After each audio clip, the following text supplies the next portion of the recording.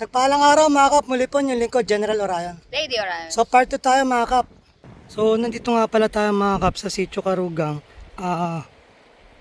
Barangay Bugnan, na kung saan nagkawang-gawa muli tayo, nagbayanihan para maasayos natin yung mga daan katulad nito. So kung makikita nyo nakaraan to, sa part 1, makikita nyo na wala pa yung mga bato. So ipapakita ko sa inyo yung update na mga ginagawa namin ng pamamaraan para maisaayos ang aming mga daanan.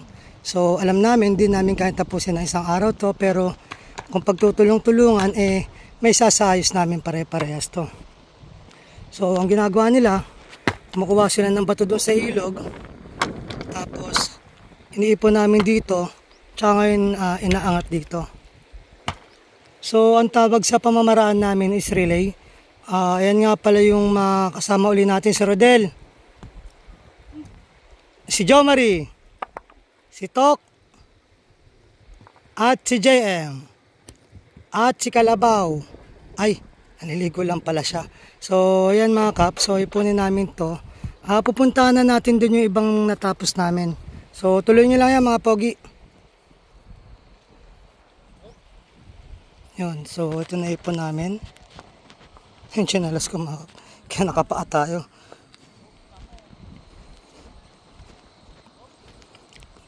Bali, hanggang dyan pala nagagawa namin.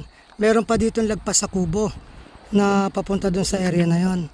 So lahat kami mga taga Barangay Ligaya. So sabi may kasama daw kami dito, problema wala atang dumating, kaya kami lang. So ito na natambak namin. Tatambakan pa namin to ng lupa mga kap, para mas maayos sa daanan.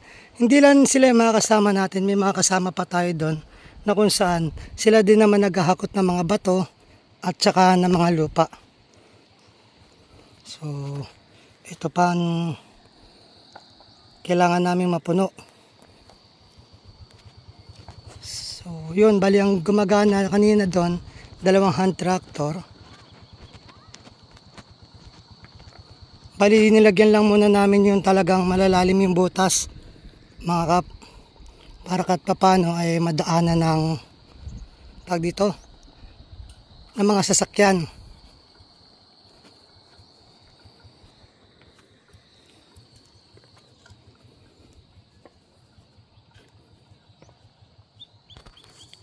Kung hindi kami kikilos mga kap, sino ang kikilos?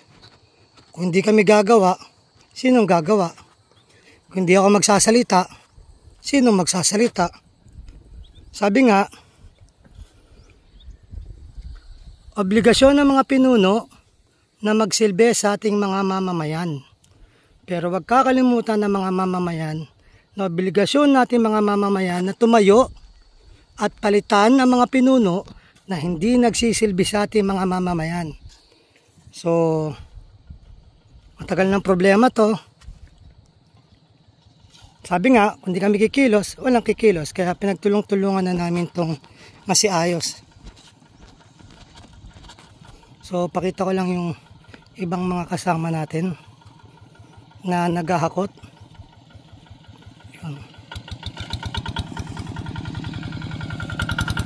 So sila yung sa lupa.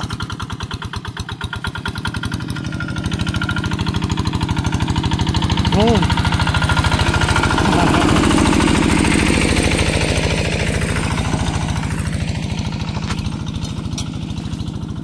So ayan mga kapali, may mga bato na rin dito.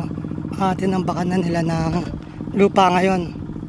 So diyan kami nagsimula hanggang dun sa malayo. So yun, makita nyo.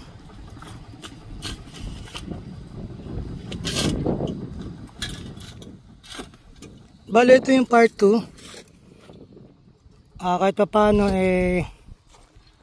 napipix na nadadaanan, kahit pa paano tumigas na. Pero hindi pa naman ganun permanente. Pero malaga, kahit pa paano, kahit maliit na solusyon, nasolusyonan namin. So wala namang problema, walang solusyon So sa akin, ang problema, hindi siya problema, ginawa ko siyang sitwasyon. Para yung sitwasyon, alam ko may solusyon. Kaya ito ang ginagawa namin.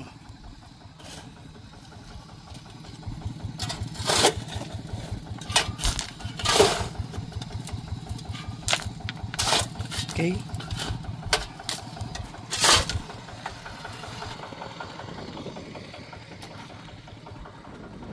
Alam kong mahirap, pero sabi nga, kapag tinanggap mo yung sitwasyon mo, mas madali na para sa'yo. Tinanggap namin sitwasyon namin dito, ang ginagawa namin, isinosolusyonan namin. So, kahit pa paano, may pagtutulungan. Sana iniinganyo ko yung mga taga-Karugang, yan, taga-Barangay Bugnan, na tulungan din kaming masiayos tong mga daan na to. So, tinatawagan ko lahat ng mga dumadaan dito na magbayanihan tayo. So iwag na natin iasa sa iba yung pagsasaayos ng ating mga nasasakupan. So kahit hindi natin nasasakupan, pag gusto natin tumulong, tutulong tayo. Hindi porket hindi mo sakop, hindi ka natutulong. So sabi nga, hindi kailangan nasa posisyon ka para tumulong ka. So ito ginagawa namin na hindi kailangan nasa posisyon kami at hindi kailangan na lugar namin para hindi kami tumulong. So, hindi namin to lugar, tumutulong kami. Hindi kami nakapesto pero tumutulong kami. So, pag gusto may paraan, pag ayaw may dahilan. Ganun pa man, marami pa kaming aayusin. So, mahalaga may nasimulan kaysa hindi nagsimula, walang matatapos. Diba?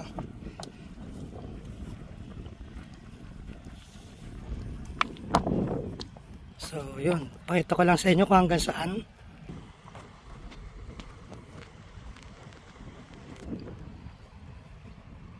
Kailangan na magtulungan, magkaisa. Kasi kung hindi magkakaisa, walang magagawa. So, ito pa. At hanggang doon pa sa malayo. Ang kailangan naming lagyan. Tulad dito, nalagyan na ng bato. So, ayan pang mga butas na yan. Hanggang doon. So, wala si tatay. Asan kaya si tatay? Maraming salamat mga kap. Muli po yung lingkod, General Orion. Lady Orion. Nataos puso po nagpapasalamat sa inyo na walang sawang panonood sa aming mga video at live. Na sana po gabayan kayo ng Panginoon, sampunan yung mga pamilya, na sana po mingi tayo ng gabay sa Kanya, sa isip, sa salita at gawa, upang magampanan natin tungkulin natin dito sa mundong ibabaw, na nais sa Kanya mga kagusto at kahilingan. Muli po, maraming salamat. God bless.